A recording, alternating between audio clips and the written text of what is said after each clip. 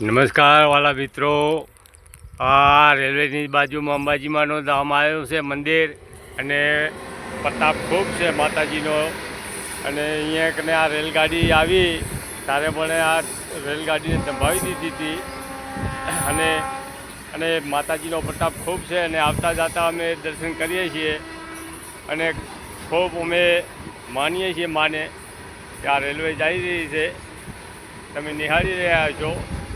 અને આ માતાજીનું બીજું મંદિર બનાવ્યું, પણ માતાજીએ પસંદ ના કર્યો આ લીમડાની બાજુમાં, તો એને થાને માં બેસી રહ્યા અને કે હું અહીંથી ઉઠીશ જ નહીં, તો રેલવેને પણ સાઈડમાં લેવી પડી.